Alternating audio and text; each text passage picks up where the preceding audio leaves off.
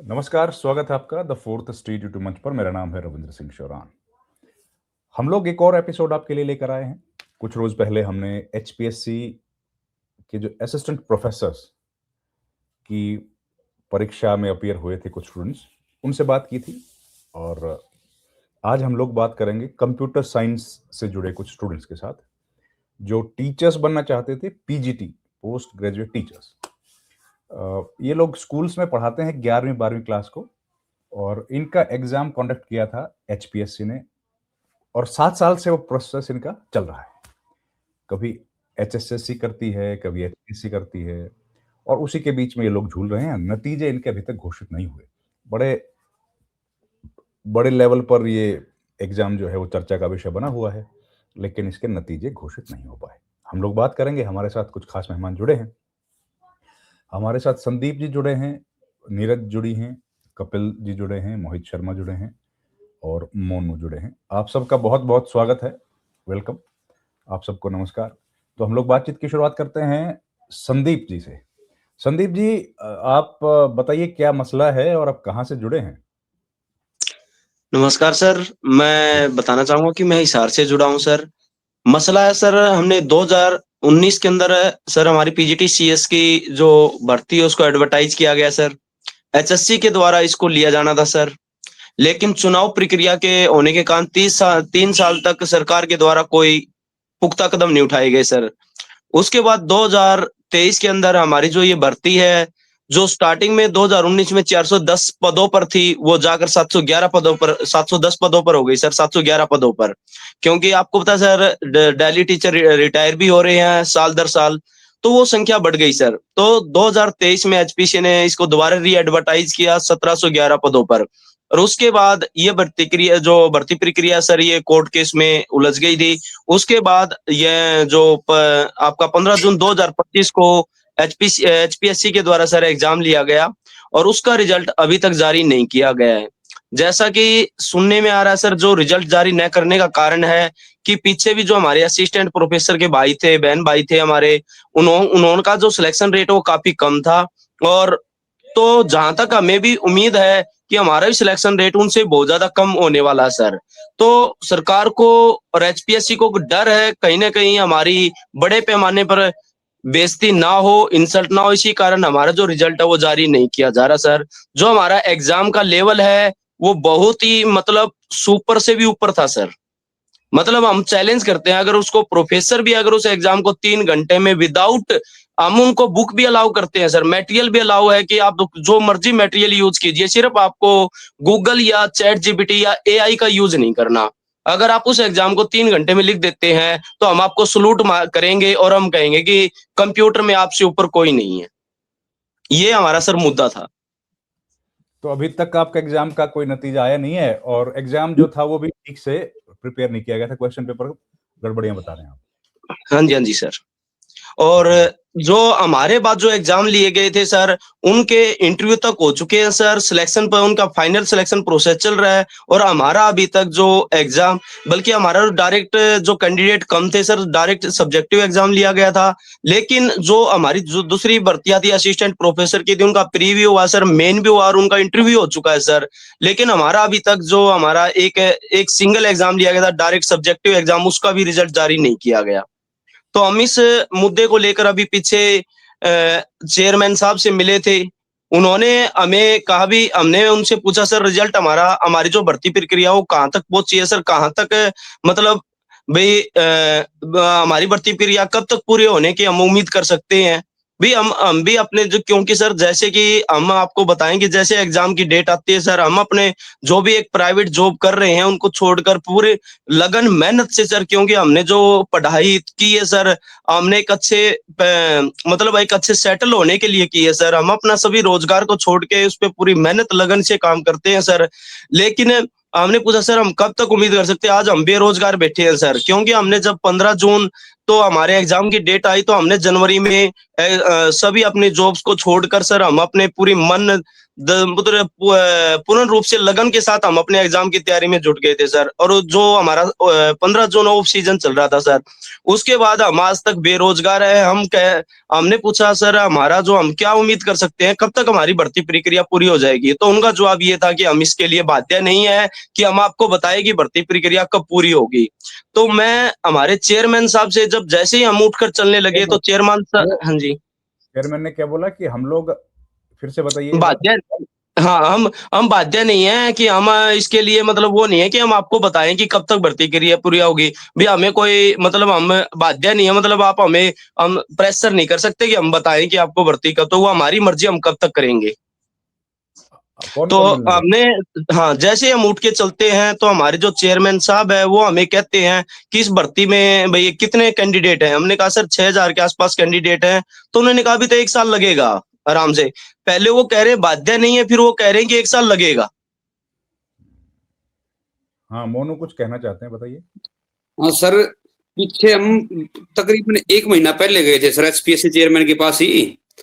तो उस टाइम पे हमारे दोस्त ही गए आप थे। थे? मोनू जी, आप मैं थे खुद उसमें? नहीं गया था, मैं मतलब चेयरमैन सर से मैं मिलने नहीं गया था, लेकिन हम लोग इकट्ठे गए थे। हम लोग बाहर खड़े थे एचपीएससी के ऑफिस के बाहर। तो वहां पे जो बच्चे, क्योंकि 2 या 3 बच्चे अंदर अलाउड होते हैं सर, ज्यादा बच्चे अलाउड नहीं होते एसपीएससी के ऑफिस के। जैसे चेयरमैन के पास जो मिलने की अनुमति होती है ना, 3 या 4 बच्चों को देते हैं सर। तो हम बाहर ऑफिस के बाहर ही बैठे थे। तो वो बच्चे बाहर आए ना सर, तो वो ये बोले कि भाई एचपीएससी सर, ये जो चेयरमैन सर आलोक वर्मा, ये बोले कि आपका रिजल्ट तैयार है सर, ये थोड़ी बहुत फॉर्मेलिटीज हैं वो कंप्लीट करनी है, आपका 10-15 दिन के अंदर आपका रिजल्ट आ जाएगा। उस टाइम पे हमें ये बोला गया सर। लेकिन आज हमें, जैसे परसों 15 तारीख को गए थे, उस दिन भी मैं साथ में ही गया था कि संदीप जी है, ये अंदर गए थे आलोक वर्मा सर से मिलने, और हम ऐसे ही बाहर बैठे थे।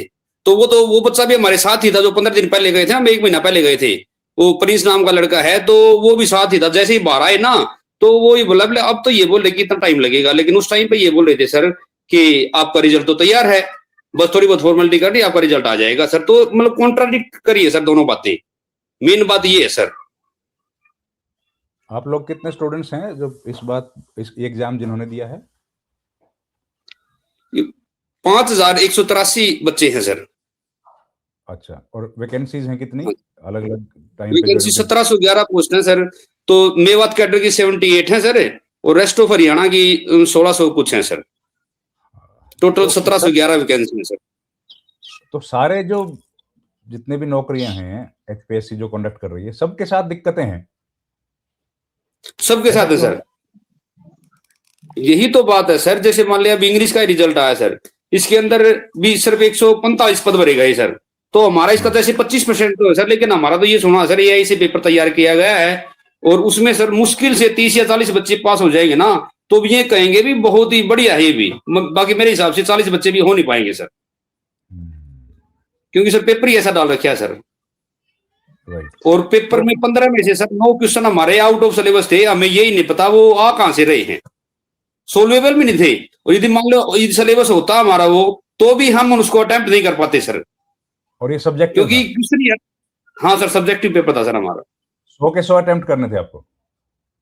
हाँ सर, 15 पहले तो नॉर्मली क्वेश्चन आते हैं सर 18। जैसे 2023 में हमारी भर्ती निकली थी, तो हमारे 7-8 सब्जेक्ट, 6-7 सब्जेक्ट की और भी भर्ती निकली थी। उन सभी का एग्जाम हो चुका 2023 में। सभी में सर 18 क्वेश्चन डाले थे, और 3 क्वेश्चन चॉइस वाले थे, और 15 क्वेश्चन अटेम्प्ट करने थे। लेकिन हमारी जैसे बीच में तो हमारी भर्ती नहीं करी, क्योंकि स्टे लग गया था। स्टे तो सिर्फ 2 ही महीने रहा था सर। स्टे रहा था सितंबर से लेकर और 13 दिसंबर तक 2023 में, सिर्फ 2 महीने। और फिर इन्होंने 1-1.5 साल तक मैं फिर लटकाई रखा, क्योंकि स्टे तो हट गया था 13 दिसंबर 2023 को, लेकिन एग्जाम लिया इन्होंने हमारा 2025 में। तो 1.5 साल तक इन्होंने हमको ऐसे ही लटकाई रखा कि भाई हम लेंगे। बच्चे चक्कर लगाते रहे वहां पे। हर 15 दिन 20 दिन में वहां पे 100-150 बालक इकट्ठे हो जाते। कभी सीएम के पास जाते, कभी खुल्दर सर के पास जाते, कभी मीडिया में जाते। डांडा सर से भी हम बहुत ज्यादा बार मिले हैं सर, बहुत ज्यादा बार मिले। हमने कोशिश करी, तब जाकर करवा कर इन्होंने 1-1.5 साल निकाल दिया सर। तो फिर पता नहीं, फिर इन्होंने नोटिफिकेशन निकाल दिया। उसके बाद पेपर ले लिया। हमारा पेपर लिया था उन्होंने 15 जून को सर 2025 में। तो उसके बाद हाँ सर, इन्होंने फिर भाई आउट ऑफ सिलेबस पेपर दे दिया। हमारे 11 तकरीबन हमारे 15 में से 9 question sir out of syllabus थे, और जो बाकी और क्वेश्चन थे भी सर वो भी बहुत बड़े लेवल के थे, जो कि अटेम्प्टेबल नहीं थे सर। इसके बाद हम गए, उसके 10 दिन बाद 25 तारीख को मैं भी गया था सर आलोक वर्मा जी से मिलने। तो वो ये बोले भाई तुम्हारा सर पेपर तो सही है, ये तो पूरा सिलेबस में से है। तो सर फिर हमने ये कहा भी आप एक्सपर्ट की कमेटी बैठाओ, जो भी करो अपना प्रोसेस करो, लेकिन हमारा सर ये पेपर है इसमें थोड़ा सा। तो उन्होंने ये कहा भी हम कर देंगे, सोल्व कर देंगे। तो उन्होंने कोई जवाब नहीं दिया सर।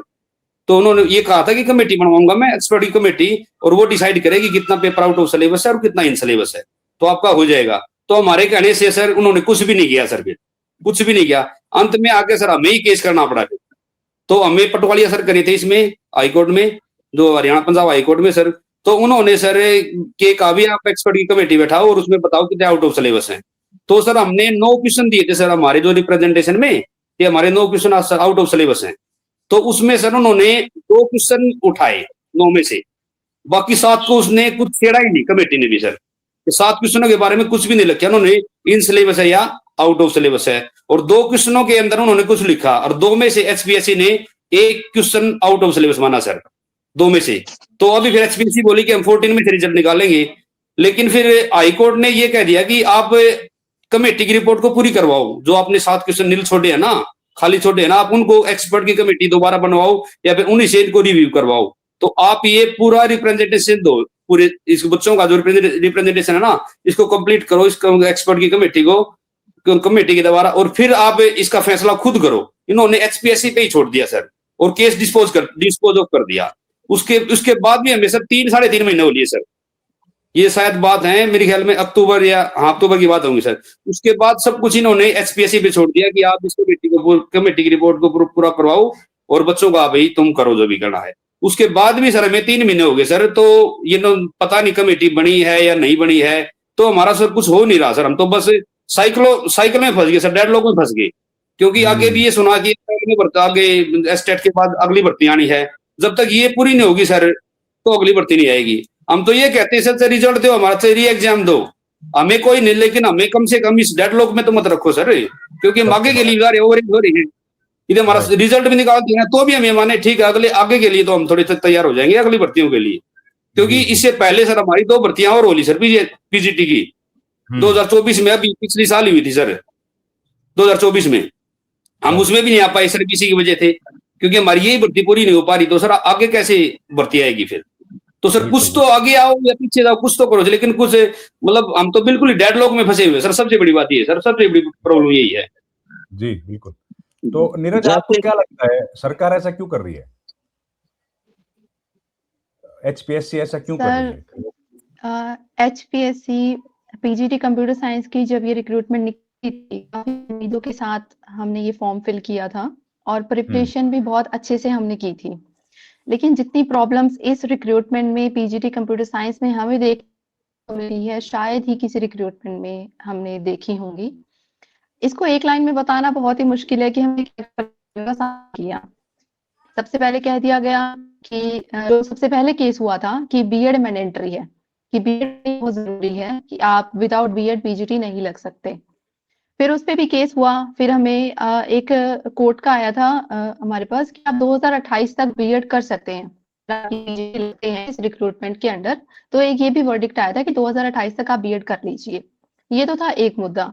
उसके बाद फिर ये स्टे लग गया। उसके बाद जब हमारा पेपर दिया गया, और वो पेपर ऐसा था जो जैसा कि मोनू सर ने बताया आपको, फिर हम उसके जस्ट पेपर से अगले दिन ही एचपीएससी गए थे और हमने बात रखी अपनी कि सर ये जो हमारा पेपर हुआ ये तो बहुत ही ज्यादा ही मुश्किल पेपर था या हमें आउट ऑफ सिलेबस लग रहा था। तो वहां जब हमने चेयरमैन से बात करी तो ऐसा लग रहा था कि इंटेंशनली ये पेपर ऐसा बनाया गया था ताकि स्टूडेंट पास ही ना हो पाए। इस पीछे रीजन हमें भी नहीं समझ आया कि हमारे साथ ऐसा क्यों किया गया, ये पार्शियलिटी कंप्यूटर साइंस स्टूडेंट्स के साथ क्यों की गई। पर ठीक, फिर भी वो पेपर हुआ। अभी हम ये वेट कर रहे हैं सर, या तो आप हमें हमारा रिजल्ट दे दीजिए सो दैट जो हमारी अगली भर्ती होगी, नेक्स्ट रिक्रूटमेंट जो निकलेगी, कम से कम उसका रास्ता तो साफ हो जाए।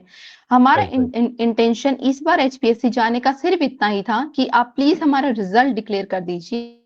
10 बच्चे पास हों, 20 बच्चे पास हों, या कितने भी बच्चे क्लियर हों, सो दैट जो डीएचई के पास नेक्स्ट रिक्रूटमेंट आने, जितनी वैकेंसीज अब हमारे पास आएंगी नेक्स्ट, उसका हमारा रास्ता साफ हो जाए।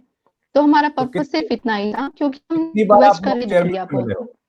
नीरज, आप कितनी बार चेयरमैन से मिले हैं आप लोग? सर मैं इस बार गई थी सर, एक बार गई हूँ, एक ही बार मिली हूँ मैं सर से। लेकिन उससे पहले भी हम काफी बार गए हैं एचपीएससी ऑफिस। जैसे कि सर ने बताया कि वहां पे सिर्फ 2 या 3 कैंडिडेट को ही अंदर जाने देते हैं। तो इस बार मुझे मौका मिला था कि मैं एचपीएससी चेयरमैन सर से मिलूं। उससे पहले भी मैं ऑफिस, लेकिन उनसे पर्सनली नहीं मिल पाई। इस बार हम गए थे सर के ऑफिस में, और जो केस के रिगार्डिंग जो अपडेट थी वो तो चेयरमैन सर खुद हमसे मांग रहे थे। जो ये कमेटी की बात है, मोनू जी सर बता रहे हैं जैसा कि हमें वो क्वेश्चंस के रिगार्डिंग जो स्टेटमेंट थी कि वो बताइए आउट ऑफ सिलेबस है या नहीं है। तो वो सर हमसे खुद ही पूछने लगे कि अच्छा कोर्ट केस का क्या स्टेटस है, कमेटी का क्या। फिर हमने जो कैंडिडेट गए हुए थे और साथ, उन्होंने ही बताया कि सर कमेटी बोल कि जो जिन क्वेश्चंस में आपने रिमार्क्स निल लिखा हुआ है, जो निल है, आप उनको फिल कराइए और ये केस डिस्पोज होता है। तो फिर बात रही कि पेपर्स चेक हुए या नहीं हुए हैं। हमसे पहले जो टीम गई है चेयरमैन सर से मिलने, उनको सर ने कहा था कि पेपर्स आपके चेक हो चुके हैं। और जब इस बार हम उनसे मिलने गए कि सर 7 मंथ्स हो चुके हैं, आप हमारा रिजल्ट कब तक डिक्लेयर कर देंगे, एटलीस्ट हमें कुछ ये बता दीजिए कि एक्सपेक्टेशंस कब तक है, 1 महीना लगेगा, 2 महीने लगेंगे, कितना टाइम और लगेगा। तो उन्होंने कहा कि अभी तो मुझे स्टेटस ही नहीं पता कि आपके कितने पेपर्स चेक हो चुके हैं, मुझे तो ये पता करना पड़ेगा। फिर हमने कहा कि सर ये भर्ती पिछले 7 साल से लटकी हुई है, तो अब हम चाहते हैं कि ये जल्दी से खत्म हो जाए। तो उन्होंने कहा कि 7 साल से लटकी हुई है, ये तो मैं नहीं मानता, आप ये चीज नहीं बोल सकते मेरे सामने। उन्होंने क्लियरली ये बोला कि 7 साल से लटकी हुई है, मैं ये चीज मानता ही नहीं, इस चीज को मैं कंसिडर ही नहीं कर रहा। पेपर आपका कब हुआ था? फिर हमने डेट जुलाई में हुआ था। तो हाँ, तब से हम मानेंगे इसको, आपका पेपर तब हुआ था और अब आपका रिजल्ट आने में वेट है। मैं ये मानता हूँ कि 7 महीने आपका रिजल्ट नहीं आया अब तक। फिर बच्चों ने ये भी रिक्वेस्ट करी कि हम ओवर एज हो गए हैं, प्लीज थोड़ा जल्दी करिए ताकि अगली रिक्रूटमेंट आ जाए। तो कह रहे सेंटिमेंट्स के लिए मेरे ऑफिस में कोई जगह नहीं है। तो उन्होंने इस तरह की क्या भी क्या क्या क्या कमेंट्स क्या दिए दोबारा बताइए, हमें। क्या बोला फिर भी हमारा चेयरमैन? लास्ट ईयर चेयरमैन ने क्या बोला? स्टूडेंट्स ने बोला, जो एस्पिरेंट गए हुए थे, कि सर कि सेंटिमेंट्स के लिए इस ऑफिस में कोई जगह नहीं है, आप मुझे रूल्स और रेगुलेशंस पे ही बात करिए। फिर हमने ये कहा कि सर 7 मंथ्स हो चुके हैं, हमारे साथ वाले और जितने पेपर्स थे उनके सबके रिजल्ट्स आ चुके हैं, तो आप हमें बता दीजिए कब तक रिजल्ट आ जाएगा। तो कह रहे इसका स्टेटस मुझे नहीं पता। उनकी स्टेटमेंट खुद ही कॉन्ट्राडिक्ट हो रही है। कुछ बच्चे जो पहले गए थे उनको कहा गया कि आपके पेपर्स चेक हो चुके हैं, रिजल्ट रेडी है, आपका जल्दी जारी हो जाएगा रिजल्ट। और हमें कहा गया कि पेपर चेक नहीं हुए हैं क्योंकि नंबर ऑफ स्टूडेंट्स कॉपीज ज्यादा हैं, तो टाइम लगेगा उसमें, हमें प्रोफेसर्स ही नहीं मिल रहे। उन्होंने बीच में ये भी बोला था क्योंकि हम एक ही रूम में बैठ के पेपर्स चेक करवाते हैं, तो प्रोफेसर्स नहीं मिल रहे और नंबर ऑफ कॉपीज ज्यादा है, तो लगेगा। तो फिर पहले जो उन बच्चों को कहा गया था कि पेपर्स चेक हो चुके हैं, तो या तो वो स्टेटमेंट गलत थी या जो हमें बताया गया वो गलत है। और सर कुछ ऐसे भी हमारे साथी हैं जो हमारे सीनियर्स हैं दूसरे सब्जेक्ट्स के, उन्होंने उनसे पता किया होगा, वो ये भी कह रहे हैं कि आपके पेपर्स चेक हो चुके हैं है और बहुत ही कम स्टूडेंट्स पास हुए हैं। मे बी ये रीजन हो सकता है कि आपका रिजल्ट क्लियर नहीं हो रहा है। तो हम सर बिल्कुल सही कह रहे हैं सर कि हम लूप में फंस चुके हैं, क्या होगा क्या नहीं होगा वी डोंट नो। हम सिर्फ बस इतनी ही उम्मीद कर रहे हैं कि जल्दी से रिजल्ट पब्लिश किया जाए और हम नेक्स्ट रिक्रूटमेंट पे फोकस करें, क्योंकि इसका रिजल्ट तो 99 स्टूडेंट्स को पता ही है कि नहीं हो पाएगा क्वालिफाई। तो सर बस तो यही कब रिक्वेस्ट है एचपीएससी सर से कि जल्दी हमारा रिजल्ट क्लियर कर दें। राइट, कपिल जी आप बताइए ना, क्यों कर रही है ऐसा? ये लोग क्यों कर रहे हैं? आप कुछ बोलना चाह रहे थे, और ये उन्होंने कहा कि हमारे पास आपकी भावनाओं के लिए कोई वक्त नहीं है, तो सही बात बोली क्या? ये सर देखो सर, क्यों नहीं हो पा रहा है इसका सबसे बड़ा रीजन है क्योंकि एचपीएससी की जो पॉलिसीज है वो इसका सबसे बड़ा रीजन है। एचपीएससी ने जो पॉलिसियां बनाई है वो कैंडिडेट को सिलेक्ट करने के लिए नहीं, कैंडिडेट को रिजेक्ट करने के लिए पॉलिसियां बनाई है। रिटर्न एग्जाम के अंदर आप मिनिमम क्राइटेरिया का कोई मतलब ही नहीं है, क्योंकि आप देखो आप स्टैंडर्डाइज नहीं कर सकते ना। आप जो सब्जेक्टिव एग्जाम लिख रहे हैं उसमें एक ही बंदा है जो आंसर को किसी अपने वे में लिखेगा, दूसरा किसी और तरीके में लिखेगा। ये ऑब्जेक्टिव टाइप नहीं है जिसमें आप क्या मिनिमम कट ऑफ रख रहे हो आप, मतलब वो भी मिनिमम पासिंग क्राइटेरिया है जो। तो एचपीएससी का ना यही जो कैंडिडेट को बाहर करने का जो पॉलिसी है ना, ये बैकफायर करेगी। और इस केस में क्या हो रहा है, मतलब बहुत ही कम कैंडिडेट पास हो रहे हैं। और हमारे से पहले जो असिस्टेंट प्रोफेसर इंग्लिश का जो रिजल्ट है उसमें बहुत ही कम कैंडिडेट पास हुए हैं, उनमें 650 में से 150 पास हुए हैं। लेकिन हमारे केस में 1700 के अगेंस्ट इनको 50 कैंडिडेट नहीं मिलेंगे। तो सबसे मेन रीजन अभी है क्योंकि वो मुद्दा अभी इतना तेज है। एचपीएससी की सरकार की किरकिरी हो रही है, अभी ये इस वजह से डिले करना चाह रहे हैं, भी ये किसी तरह से डिले हो जाए, जब मामला शांत होगा तब हम इसको धीरे से डिक्लेयर कर देंगे। और सबसे बड़ी बात है सर अकाउंटेबिलिटी की, यहाँ पे कोई अकाउंटेबिलिटी नहीं है। अब इस एचपीएससी को संवैधानिक संस्था बोल के खुला छोड़ दिया गया है, तो ये संवैधानिक संस्था है तो है किसके लिए है? हरियाणा के लोगों के लिए है, तो इसकी मतलब जवाबदेही होनी चाहिए ना। अब हम जाके कहीं, अब जब मुख्यमंत्री से मिलते हैं या शिक्षा जो हमारे ढांडा जी शिक्षा मंत्री हैं उनसे मिलते हैं, तो उनके संज्ञान में मामला जाता है, तो उनकी मतलब अकाउंटेबिलिटी होनी चाहिए ना। उनको जाके एचपीएससी बोलना चाहिए, भाई आप 7 साल से भर्ती को पूरा क्यों नहीं कर पा रहे हो, रीजन क्या है इसका? सबसे दिक्कत बड़ी है अकाउंटेबिलिटी की। और आप जब एचपीएससी चेयरमैन से जाके मिलोगे, सबसे पहली बात तो मिलना मुश्किल है, मिलते ही नहीं है वो, लेकिन जब मिलेंगे तब उनका रवैया ऐसा है, ना कोई आउटपुट मिलता है। अब जब हम लास्ट टाइम 15 जनवरी को उनसे मिले हैं, तो हमारा सिंपल सा एक क्वेश्चन था, सर हमारे एग्जाम को 6 महीने से ऊपर हो गया या 7 साल से ये भर्ती लंबित है, हमारा रिजल्ट कब आएगा, इसका क्या स्टेटस है? तो उनका बस यही वर्ड था, स्टेटस तो कॉन्फिडेंशियल है, मैं कैसे बता दूं। हमने ऐसी कौन सी कॉन्फिडेंशियल चीज पूछ ली उनसे, हम हमारा रिजल्ट का पूछ रहे थे, हमारी भर्ती कब कंप्लीट होगी। क्योंकि सर बाकी पीजीटी सब्जेक्ट की ना 2 बार भर्तियां पूरी हो चुकी हैं। 23 में भर्ती पूरी हुई थी जो 2019 से चल रही थी, वो 23 में एग्जाम होके 24 में खत्म होगी, 24 में नई भर्ती आई पीजीटी की, वो भी पीजीटी की भर्तियां पूरी हो गई ऑलमोस्ट। लेकिन हमारा क्या है, जो 19 वाला एग्जाम है वो भी अभी पेंडिंग पड़ा हुआ है। और अगर अभी अगले 1-2 महीने में अगर इसका रिजल्ट नहीं डिक्लेयर हुआ, तो अभी एस्टेट के बाद पीजीटी की फिर से भर्तियां आएंगी, उसमें कंप्यूटर साइंस फिर से रह जाएगा। मतलब ये इस भर्ती को पूरा करना मतलब उनके या तो उनके प्लान में नहीं है, या तो वो चाहते हैं भी, या तो एक सर मेन बात है, जो जैसे मान लो 2019 में इन्होंने भर्ती निकाली या 23 में रीएडवर्टाइजमेंट करने के बाद में जैसे 1700 पोस्ट की, तो इसका मतलब ये हो ना भी 2023 के अंदर इनको स्कूलों में 1700 टीचर की जरूरत थी। अब अकाउंटेबिलिटी नहीं है ना, तो इनसे वो जो डीएससी जिन्होंने इनको रिक्वेजिशन भेजी भी हमें इतने टीचर दो, ना उनसे वो पूछ रहा है, ना इनसे जो शिक्षा मंत्री है उनका डिपार्टमेंट है शिक्षा मंत्रालय, जो वो पूछ रहा है भी हाँ भी हमारे स्कूलों में टीचर की कमी थी, हमने आपको 2023 में बोला था, अभी आप अभी तक पूरी क्यों नहीं कर पा रहे हो उसको। तो सबसे बड़ी बात है सर अकाउंटेबिलिटी की, यह है हमने ही सरकार को चुना है और हमारे लिए काम नहीं कर पा रहे हैं सर, वो मेन बात ये है। जी बिल्कुल, आप सही बात कह रहे हैं।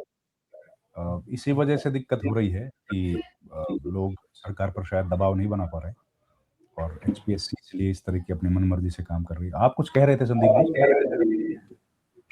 हाँ जी सर, मैं यही कह रहा था, जैसे कि हमने कहा सर हम बेरोजगार हैं, और हमारा जो क्या है ये लंबे समय से भर्ती प्रक्रिया सर, हमारा सब कुछ मतलब चीजें, हमारी प्लानिंग, फ्यूचर प्लानिंग सभी अटकी हुई। बोले यहाँ इमोशनल सेंटिमेंट के लिए कोई जगह नहीं, आप फैक्ट्स पे बात कीजिए। जब हमने फैक्ट्स पे बात की सर, देखो हरियाणा बोर्ड में 10th और 12th के बच्चों के एग्जाम होते हैं सर, लाखों बच्चे अपीयर होते हैं, तो उनका 3 मंथ के अंदर रिजल्ट आ जाता है।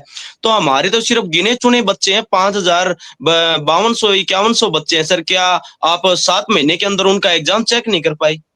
भाई बोर्ड एग्जाम होते हैं सर, 10th और 12th के बोर्ड होते हैं, लाखों बच्चे अपीयर होते हैं सर, तो उनका 3 महीने में रिजल्ट आ जाता है सर, 3 मंथ के अंदर उनका रिजल्ट आ जाता है। लेकिन हमारे 5,000 चेक नहीं करवा सके आप, मुझे तो यही उनको समझ नहीं आ रहा। तो वो वही कह रहे हैं भी फैक्ट्स पे बात की, जब फैक्ट्स पे बात करते हैं तो उनके पास जवाब नहीं होता, बोला अभी मेरे पास ये बात मेरे संज्ञान में नहीं है, ये मुझे नहीं पता। अब इधर देखिए सर, एक तरफ तो सरकार डिजिटल इंडिया और स्किल इंडिया, तो ये बताइए सर, बिना कंप्यूटर टीचर के, बिना टेक्निकल एक्सपर्ट के, तो ये चीजें कहाँ से पूरी होंगी सर? तो ये तो सिर्फ एक पोस्टर है ओनली, मतलब एक चर्चा, मतलब सिर्फ ये तो सिर्फ पोस्टर है सर, दिखावा है। तो यही कहना था, हमने तो यही कहा सर से, रिक्वेस्ट लास्ट में हम यही रिक्वेस्ट करते रहे सर, हमारा जितना हो सके इस भर्ती प्रक्रिया को आप पूरा कर दीजिए। तो उधर हाँ जी जी, हाँ उधर देखो सर, कि देखो ये कह रहे हैं कि शिक्षा, हमारा जो भारत देश है विश्व गुरु माना जाता है सर, तो वो शिक्षा करके ही माना जाता है। तो इधर आप आंकड़े उठा के देखिए सर, अभी 4-5 सालों के आंकड़े, स्कूलों की संख्या घटती जा रही है, उधर शराब के ठेकों की संख्या बढ़ती जा रही है सर। जहां से ये कह रहे हैं भारत को नशा मुक्त बनाएंगे, तो क्या रोज नए ठेके खोल के स्कूलों को घटा के नशा मुक्त बनाया जाएगा सर? आज अपराध बढ़ रहा है सर, अपराध बढ़ने का सबसे बड़ा कारण क्या है? बेरोजगारी है सर। जिसके घर में रोजगार होता है, पूरा परिवार बिल्कुल अनुशासन में रहता है, डिसिप्लिन में रहता है सर, जिस घर में रोजगार होता है। तो हम तो सरकार से यही अनुरोध करते हैं, हमारी भर्ती प्रक्रिया को पूरा करें और हमें भी आने वाले जो आगामी हमारी जो पोस्टें आती है वहां पर हम अपना मैक्सिमम, अब हमारा जो फेलियर है हम उसको भी एक्सेप्ट करने को तैयार है सर। भी अगर वो एचपीएससी कहती है भी बच्चों का फेलियर है, तो हम उसको भी एक्सेप्ट करते भी हमारा फेलियर है सर, अगली बार हम इससे डबल प्रिपेयर होके आएंगे सर, लेकिन हमें मौका तो दो सर। बिल्कुल ठीक कह रहे हैं आप जी। तो नीरज, क्या असर पड़ता है 7-7 साल, 8 साल, 5 साल लंबे समय तक एक एग्जाम के रिजल्ट के इंतजार में अगर कोई बैठा है, खासतौर पर महिला, तो उसकी जिंदगी में क्या असर पड़ता है? सर बहुत बड़ा असर पड़ता है, क्योंकि आप जानते हैं हम हरियाणा से हैं और मोस्ट ऑफ फैमिलीज बहुत कम इनकरेज करती हैं फीमेल्स को पढ़ाने में हायर स्टडीज के लिए। फॉर्चुनेटली मेरे पेरेंट्स ने बहुत सपोर्ट किया हायर स्टडीज के लिए कि आप करिए। मैं एक रिसर्च स्कॉलर हूँ, मेरा अभी 2 दिन बाद ही पीएचडी का फाइनल वाइवा है। जब ये भर्ती निकली थी तो मैं अपने पीएचडी सेकंड ईयर में थी, आज मेरी पीएचडी कंप्लीट हो चुकी है। लेकिन थ्रू आउट पीएचडी मैं प्रिपरेशन करती रही कि एक अच्छी गवर्नमेंट जॉब मुझे मिल जाए। I have qualified 4 times JRF exam, GATE exam, multiple times HTET exam और साइंटिस्ट एग्जाम भी मैंने क्वालिफाई किया है नील आईटी का। लेकिन ये होता है कि फीमेल कैंडिडेट हो तो आप वहीं पर ही जॉब करिए जहाँ पे आप अपनी फैमिली को भी संभाल पाए। ये एक बहुत बड़ा कंस्ट्रेंट होता है एक फीमेल कैंडिडेट के लिए। तो जैसे मुझे अपनी फैमिली को भी संभालना है, उसके साथ-साथ मुझे हायर स्टडीज़ भी करनी है। तो मैंने ये सोचा कि एचपीएससी बहुत अच्छी एक हमारे पास अपॉर्च्युनिटी है कि मैं यहाँ पे पीजीटी लगूँ। तो उसके लिए बहुत दिलो-जान से प्रिपरेशन भी करी गई, लेकिन जैसे-जैसे धीरे-धीरे एक के बाद हर्डल्स आते गए इस रिक्रूटमेंट में, तो ये लगने लगा कि हमने फॉर्म भर के ही शायद गलती कर दी। हमें प्राइवेट सेक्टर में ही जाना चाहिए था क्योंकि मेरी मदर भी गवर्नमेंट स्कूल टीचर रही हैं। वो as a head teacher retired हैं, तो उनसे ही इंस्पिरेशन ली थी हमने कि मैं भी टीचर बनूँगी। मेरी एक एल्डर सिस्टर भी है, वो अभी दिल्ली में टीजीटी हैं।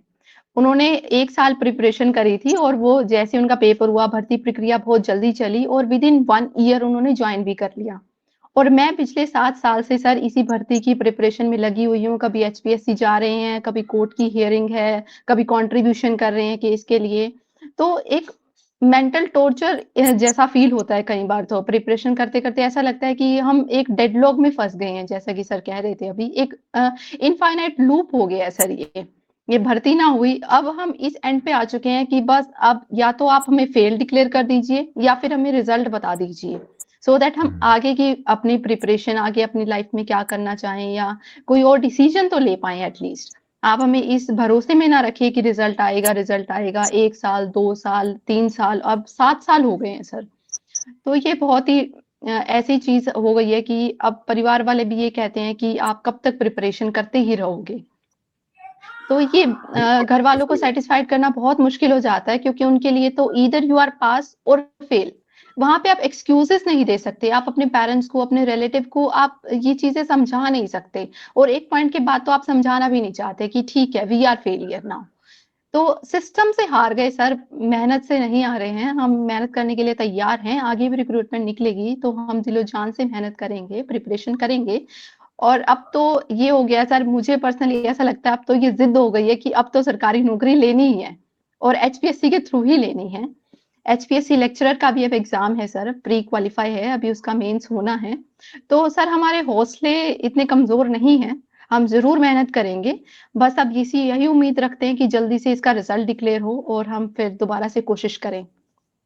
और 7 तो बार सर बस आपने, यही 3-4 बार आपने जेआरएफ पास किया? यस सर, जेआरएफ क्वालीफाइड है सर, कंप्यूटर साइंस 4 बार। कहाँ से पीएचडी कर रही हैं आप? सर दीनबंधु छोटूराम यूनिवर्सिटी सोनीपत से। सोनीपत से, वेरी गुड। जी जी, सर। तो मोनू जी, आप क्या कर रहे हैं? 7 साल से नतीजे नहीं आए तो कहीं आपने और जगह ज्वाइन किया है या आप तैयारी कर रहे हैं? प्राइवेट टीचर सर, जो घर पे होम ट्यूशन करवाते हैं सर 11th-12th को। जैसे कंप्यूटर साइंस का सब्जेक्ट होता नहीं सर, मैथ्स करवाते हैं सर। फिर कॉम्पिटिटिव एग्जाम्स भी पढ़ाई है सर एकेडमी में सर। और सर सेंटीमेंट की बात पे मेरे को एक बात याद आ गई सर।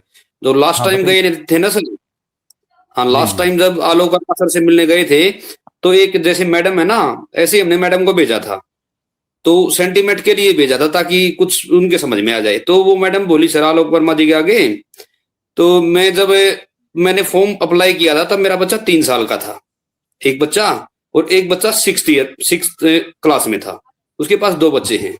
तो अब जिस टाइम पे फॉर्म अप्लाई किया था तब वो उस टाइम पे मेहनत करने लगी थी भाई एग्जाम होगा और ताकि उसका सिलेक्शन हो। अब वो 3 साल वाला बच्चा तो 9 साल का हो गया सर, और जो 6th क्लास वाला बच्चा है वो 12th में हो गया। तो उसने ये बताया कि मेरे छोटे वाले बच्चे को तो जी चश्मे लगे, क्योंकि वो उसकी तरफ ध्यान नहीं दिया गया कि मैं तो भाई अपने ही काम में लगी रही, मान ले भाई या घर का काम या फिर जो कुछ थोड़ा बहुत टाइम बचे उसमें स्टडी, तो बच्चों की तरफ मतलब ध्यान ही नहीं दे पाई। तो वो जैसे फोन देख देख के ना उसकी आंखें बिल्कुल ही खत्म हो गई। तो उन्हें वर्मा जी के आगे बताया सर के आगे, आलोक वर्मा सर के आगे, और जो बड़ा बच्चा है उसकी 10th भी हो गई और 12th भी हो गई, उसकी दोनों मेन क्लास होती है सर, 10th की और 12th की बोर्ड की क्लास होती है।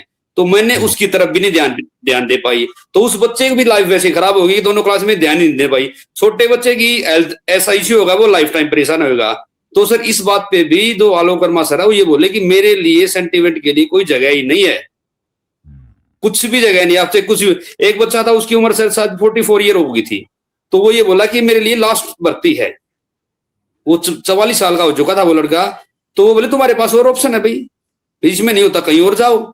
सर ये तो बताओ कि हमें रीजन क्यों, हमें फेलियर बनाया क्यों जा रहा है हमें सर, हम योग्यता तो है हमारे अंदर, भाई आपको मानना ही पड़ेगा कि आपको फेलियर हो। वो डायरेक्ट ये बोल रही है सर। तो सेंटीमेंट के लिए साफ मना करते हुए यहाँ पे कोई जगह नहीं। तो बताओ क्या जवाब दे सर इसके बारे में उनको। आलोक वर्मा ने कितने नंबर लिए थे एचपीएससी का चेयरमैन बनने के लिए? ये तो पता नहीं सर। वो आईएफएस थे सर, वो संवैधानिक संस्था है सर, हम उनसे सवाल नहीं पूछ सकते कोई। जी सर आईएफएस थे सर। हाँ सर, हाँ सर। तो अगर वो थोड़े नंबर और लेते तो आईएएस बन जाते। हाँ सर ये तो है ही सर, आईपीएस भी बन सकते थे। तो सर मैं यही पूछना था, वो कहते हैं सेंटिमेंट के लिए जगह नहीं है, चलो ठीक है, हमारी जो बीजेपी सरकार वो सेंटिमेंट पे काम कर रही है सर। राम मंदिर क्या है सर? सेंटिमेंट है। हिंदू राष्ट्र क्या है? सेंटिमेंट। हमने कौन से रुपये पैसे लेके वोट छोड़ दिए? सेंटिमेंट से ही वोट दिए सर, इमोशनल सेंटिमेंट हमारे जुड़े उनके साथ है, तो ही हमने बीजेपी को वोट किया सर। अगर हमारे सेंटिमेंट ही नहीं होते उनके साथ, अगर हम भी अपने सेंटिमेंट उनके साथ अटैच नहीं करते, तो हम उनको क्यों वोट देते सर? जो उन्होंने हमारे जो सर्जिकल स्ट्राइक है सर, ठीक है ना, जैसे हमारा जो ये राम मंदिर मुद्दा है, 370 है सर, ये सारे क्या है हमारे सेंटिमेंट जुड़े सर उनके साथ भी। ये हमारे लिए अच्छा कर सकती है सरकार, तो ही हमने उनको चुना। तो आप बताइए सर। अब हाँ, तो अब वो कह रहे हैं कि अब वो हमें कह रहे हैं कि हम आपके सेंटिमेंट सुनने के लिए नहीं बैठे यहाँ पर। हमने उनको इतना रिक्वेस्ट किया सर हमारा रिजल्ट जल्दी निकाल दीजिए, वो मुझे कहते हैं मेरे पास कोई जादू की छड़ी नहीं है। ये उनकी वर्डिंग थी सर। चेयरमैन आलोक वर्मा कहते हैं जी मेरे पास कोई जादू की छड़ी नहीं है। मैं सर हमारा रिजल्ट जल्दी निकाल दीजिए, हमें इंतजार करते बहुत लंबा समय हो गया सर। क्योंकि देखो सर घर के खर्चों को चला के साथ में स्टडी करना, और जो नया युवा आ रहा है सर उनको कॉम्पीट करना कोई आसान थोड़ी काम है सर। हर साल नया युवा ऐड हो रहा है सर, वो उनका सिर्फ उनका मोटिव क्या है? पढ़ाई है सर। हमें अपने घर को भी संभालना है, परिवार को भी टाइम देना, हमने खर्चों को भी संभालना है सर। राइट। उम्र के साथ शरीर इतना एफर्ट इतने पोटेंशियल हमारे अंदर रहती नहीं सर उम्र के साथ। ठीक बात है, ठीक बात है, बिल्कुल ठीक है। आपके क्लोजिंग कमेंट्स क्या हैं कपिल जी? सर हमारे क्लोजिंग कमेंट यही है, हमारी एचपीएससी से सरकार से रिक्वेस्ट है भी हमारा रिजल्ट डिक्लेयर किया जाए, और एचपीएससी जो ये खुला मतलब इस पे कोई लिमिट नहीं है, इसकी जवाबदेही होनी चाहिए सर। ये जब भी कोई रिक्रूटमेंट निकालता है उसको एक टाइम बाउंड तरीके के अंदर कंप्लीट करना चाहिए, और ये जो 35% का क्राइटेरिया है जो कि लोगों को सिलेक्ट ना करके रिजेक्ट करने का है, इसको वापस लिया जाए। क्योंकि आप एचपीएससी क्या कर रही है सर, पहले प्री एग्जाम ले रही है, प्री एग्जाम में मेरिट होती है, वहां से ये टॉप कैंडिडेट सेलेक्ट करते हैं। सब्जेक्टिव एग्जाम के अंदर ये मिनिमम क्राइटेरिया का कोई लॉजिक ही नहीं है, ये बिल्कुल इलॉजिक है। और बहुत सी पॉलिसियां जिन पे एचपीएससी को काम करना चाहिए, जैसे एक होगी ये जो मेरिट जो ये लिस्ट बनाते हैं कैंडिडेट की कैटेगरी वाइज, उसमें बहुत सारे कैंडिडेट है उनको कैटेगरी के अंदर बाहर कर देते हैं, लेकिन वो जनरल में डिफीट कर रहे होते हैं। तो मतलब बहुत सी चीजें हैं उसमें, क्या एचपीएससी की जवाबदेही तय होनी चाहिए, और उनको टाइम बाउंड तरीके से भर्तियों को पूरा करने के लिए लामबंद करना चाहिए। यही क्लोजिंग कमेंट है सर हमारा। धन्यवाद। जी। तो ये हमारी बातचीत थी एचपीएससी के उन एस्पिरेंट्स के साथ जो कंप्यूटर साइंस की पढ़ाई कर रहे हैं, एग्जाम्स की तैयारी करी और बड़ी शिद्दत के साथ एग्जाम भी लिखा, लेकिन अभी तक नतीजे का कर रहे हैं इंतजार। 7 साल का लंबा समय बीत गया है। एचपीएससी चेयरमैन अगर ये वीडियो देख रहे हैं तो उनसे गुजारिश है कि जो भी संभव हो वो करें। इस वीडियो में इतना ही। आपका बहुत बहुत धन्यवाद। Thank you very much. नमस्कार।